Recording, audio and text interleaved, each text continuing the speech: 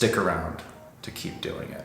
Like that I've never wanted to be alive more in order to continue to experience this and witness all of this.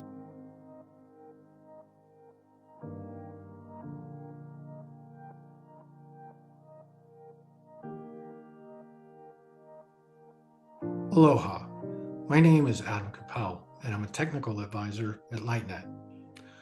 My purpose is to teach the world to dream awake, a research field we describe as lucid living. Today, we're with Alex Rovang. Alex took a small ceramic studio and blossomed it into a true community resource. With shared gallery spaces, shared workspaces, it's now become a cherished part of the Sedona arts community. Well, I think that I've discovered that my purpose in this lifetime is wonder. I like the many different ways that you can experience that, and facilitating that for other people has turned into a real passion for me. The moment that it hit me that that was my purpose was when I finally found myself in the midst of this art studio that I had created, that all of a sudden I was like, oh, I'm living my purpose, but it wasn't something that I knew that I was going to be pursuing prior to that. Like I didn't set up a business plan to explore wonder. And I wonder what that would even look like. But it's one of those moments where you're like, oh, here I am doing something that I love, and I'm happy, and I just want to keep doing it. The way that it came to pass was that I was working in my home studio and needed indoor space. Frankly, my ceramic studio was an outdoor environment that was subject to all the elements and the insects and whatever else. And I began pursuing a big quest to find an indoor space that I could work in, and working with other people or facilitating it for other people became actually it was sort of a necessity for me more than something I pursued. I started with our first unit here with the idea of having my own personal studio. I think a lot of artists like their personal space. Most artists are introverted people and very much enjoy being in solitude while they're working. And the membership here started as a means to an end, really. I invited some artists that I didn't mind being around, basically, and was just like, do you want to co-rent this space? And you guys are welcome to use my equipment, and I'll fire your stuff in the kiln and all of that stuff. And then when the other unit opened up, which had better windows and all of that other stuff, and I wanted to expand into that because I just knew that it was going to be better visuals for the working with the public and being able to be seen by them, as well as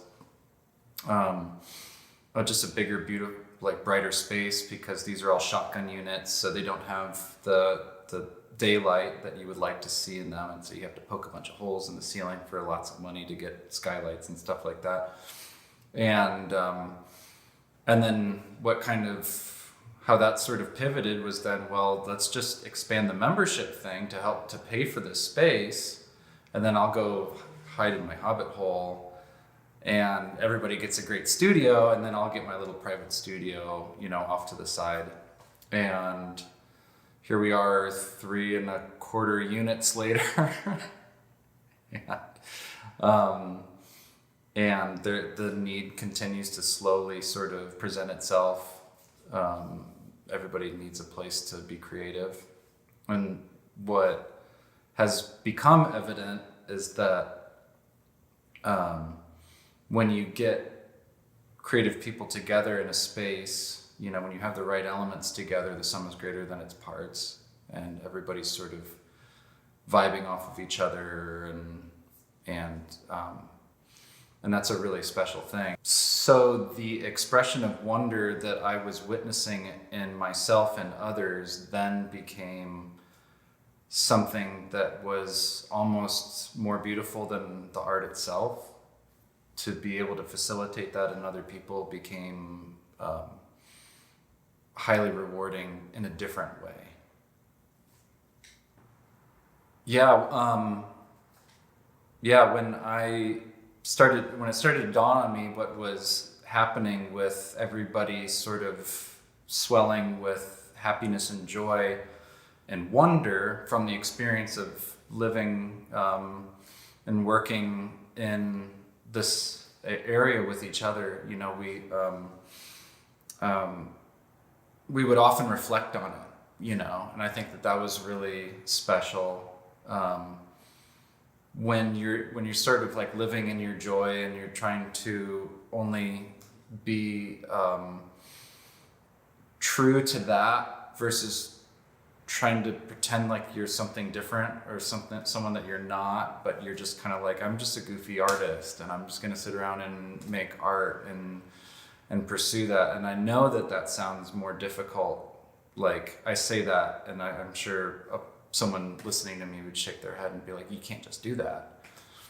And maybe I'm an outlier, but I don't think that I am. I think that people can just start to live who they want to be. And a lot of that takes a lot of fearlessness and just sort of committing to it. And the commitment ends up being self-rewarding in the sense that I'm never sure we're going to pay the rent. I'm never sure of it. Not yet. I know that time is coming soon, and I'm certain of that, but I'll get to the end of a month and I'm just like, we don't have rent, but it'll come. And I never feel the anxiety. I never build any tension around that. And sure enough, we'll do like a couple of lessons and we'll sign up a membership and somebody will ask for 50 cups and then you're like, oh, okay, we got rent. Cool. But I think that's the fun and exciting part about building something or chasing after one of your passions is just that it doesn't matter if you succeed. And I think that like the point of living fearlessly and knowing that what's the worst that can happen in this moment? Like, I don't get rent. Maybe I don't make it the next month. Maybe I don't make it the next month. Maybe my landlord kicks me out. What do I have? Well, I still have the same level of health that I would have if I didn't have this business. I'd still have the same friends. My family would still be there. All the things that matter would still be there. So yeah, there's always a bartending gig that can get me my food and my rent and whatever else, but that tomorrow isn't promised, and you have to live with that as a mantra that like nothing is really that important that you have to be so worried about failure. Like failure is awesome. It's awesome because every time that we fail, we build ourselves into the person that we're supposed to be. And that I think that all of the failure of my life up until this moment has like honed me into the person that can navigate this with at least more grace than I might have done in the past.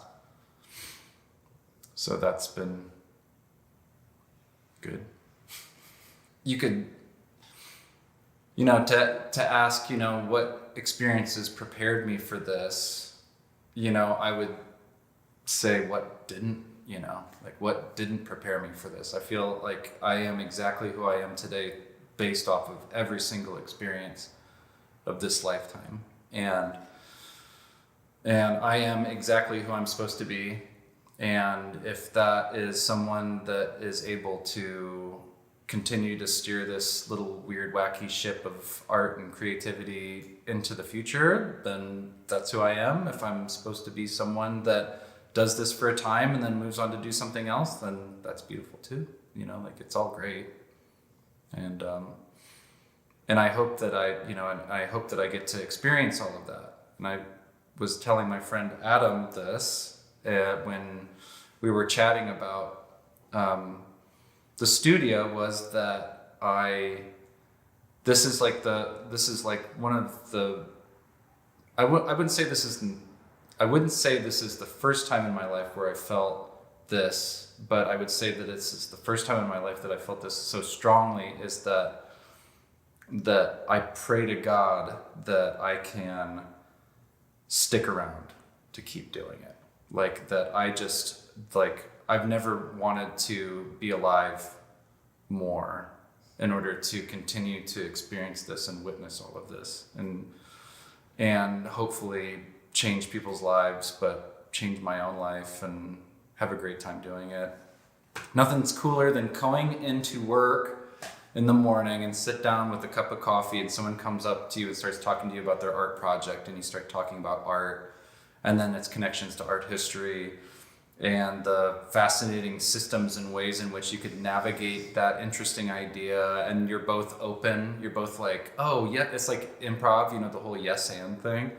If you're not all like caught up in your ego and you're just kind of like, oh yeah, okay, like that's a fun way to do it. And and that makes me think of this. And so this exponential growth of that creative spirit and force, that's where the muse comes from, and that's where we're unlocking parts of ourselves that we, like those ideas we wouldn't have had were we not talking to somebody about it. And so that's one of the greatest things that I would say comes from the studio in this life, in this moment, is that you get this exponential sum is greater than its parts kind of thing happening with people saying yes and they're having ideas they weren't going to have. And I wouldn't be doing that if I had just stayed in a small little dark studio all by myself, kind of thing. As much as I thought I wanted that. If asked what my greatest challenge to living my purpose and my passion would be, I would honestly be hard pressed to find it. It's because when you're doing what you feel is your purpose, what you feel like you were kept here to do, then it really becomes so effortless.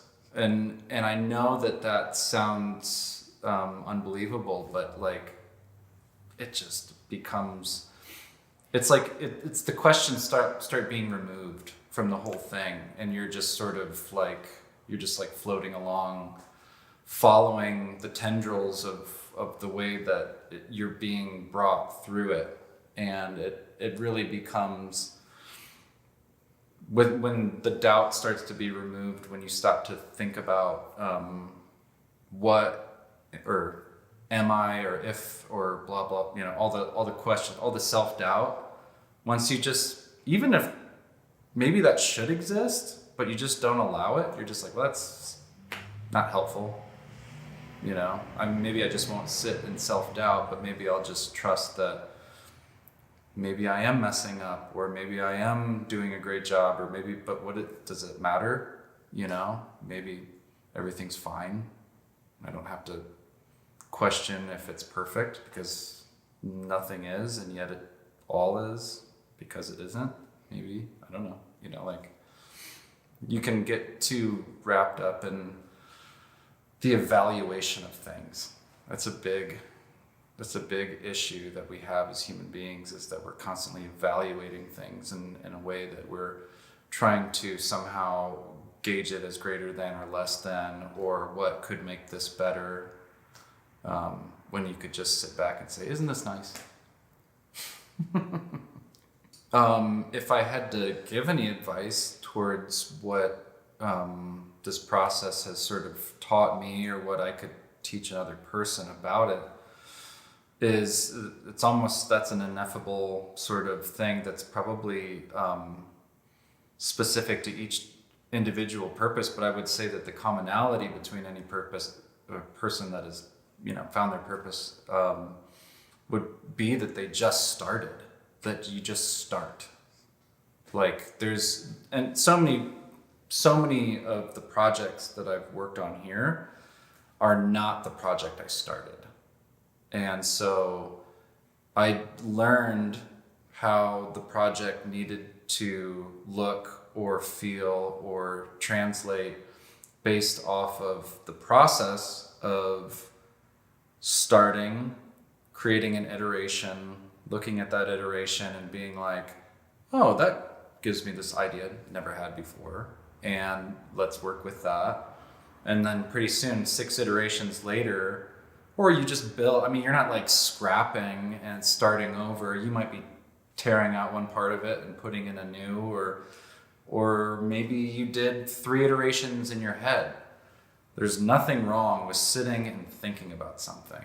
And I'm sure I've had multiple people in my life that think that I think too long about something. I'm that horrible, indecisive Libra type, that I will sit and but I build things in my head, and lots of like any of my wood projects or anything like that, like I'm doing it in my head, and then once you get to a certain point where you're building something in your head where it's like now I need to start it in the real world to really understand the mechanisms and if it's going to work or what's going to make it work better, because you can only picture the engineering of something in your head for so long before you have to actually put pencil to paper, put screw to wood, put your hands on the clay, get your damn hands dirty,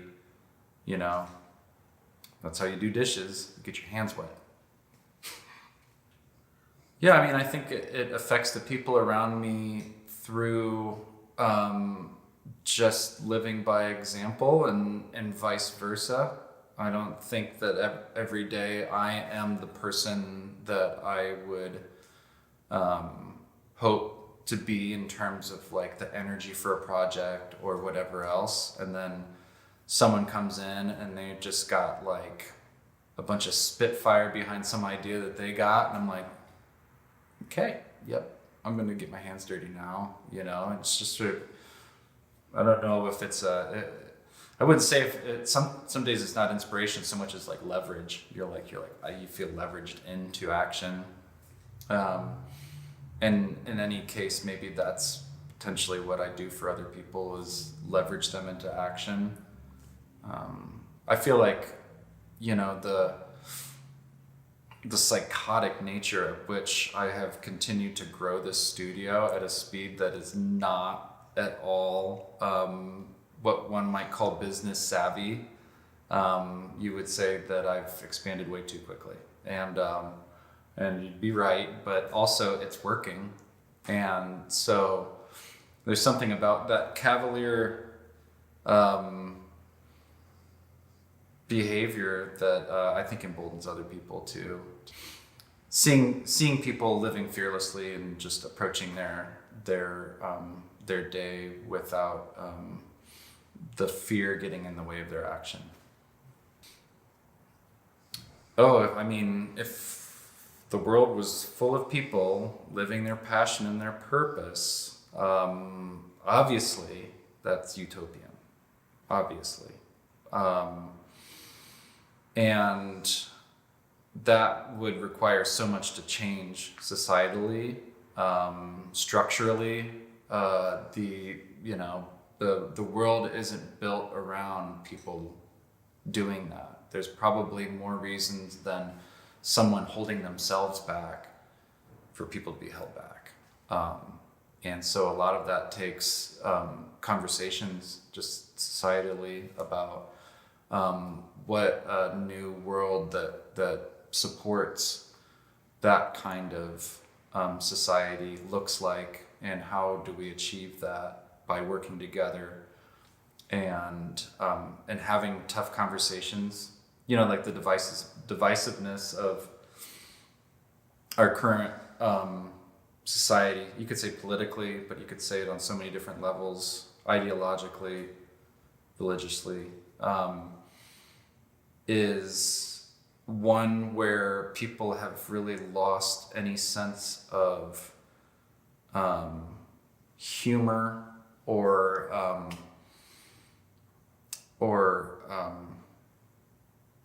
or rather that everybody takes themselves so seriously. Like they think that their opinion is the most important thing, and that when somebody disagrees with them, that they have to defend that. That's one of the realizations I've begun to really hold, ironically, as an opinion. But I try not to have too many opinions, because I see that when people have strong opinions, or opinions in general, we then have to defend those opinions. When you connect yourself to an ideology, an opinion, which is something that maybe you can't prove empirically, you have to defend it because you've made it a part of you. And I see that happening with so many nice people, just really nice people that just start to like dig in their heels on opinions. And I mean, I think it was just today there was something that someone shared, a new truth about something, and I reevaluated an opinion that I had today. And that was really felt good. It feels good once you start to realize that opinions really just trap you. Purpose-fueled model for society is one that will propel us in a very positive direction necessarily, because we will have more of an interest in helping ourselves and others to achieve that for one another, in the same way that my studio basically became a propellant for others, that then became a propellant for myself to help others, became a propellant for them to help others as well, and vice versa. You see it in the studio all the time, like it, because what's better than receiving is giving, always. So, the tying that back in with like wonder, the realization, and why I say wonder at the beginning, the realization that I had some years back, to believe that is the most important word in the English language for myself, and maybe for others, and I feel for others, is because whether we're conscious of it or not, we spend our lives chasing it. And so we're chasing wonder through the arts, through theater, through music, through literature, and the average human, unless I'm mistaken, spends the most part of their life working for food, for rent, to support their family, basically making ends meet, and commuting, and just dying to live. And they end up chasing these little moments of wonder, that favorite song that just comes out while they're commuting. Even on the most basic level, you worked all day in a cubicle, your day was filled with strife, with news of political unrest, with all these things, and you get home and you make your TV dinner and you sit down and you watch a show on Netflix, and that's their little piece of wonder for the day, and they maybe got to feel something. They got to chase a different narrative than what they experienced in their life. And I think that once we recognize that is so sacred to us, that wonder is such an important thing, and that we don't have to consider it to be in short supply, it's right there, it's always right there, that we can weave it into our lives, even if we still keep that cubicle job. Maybe we're doing something within that cubicle that's inspiring more wonder. Once we recognize that it's a currency that you can't really buy so much as you can create yourself, then then it's more attainable. Then it's something that you can spark rather than chase. Are you looking to begin your life of passion and purpose? We are waiting for you with our groups of 8 to 12. These loving teams are formed to look over our success data to find the fastest and funnest and most direct way for you to find your purpose and calling in life. To find out more, go to holomovement.net/purpose.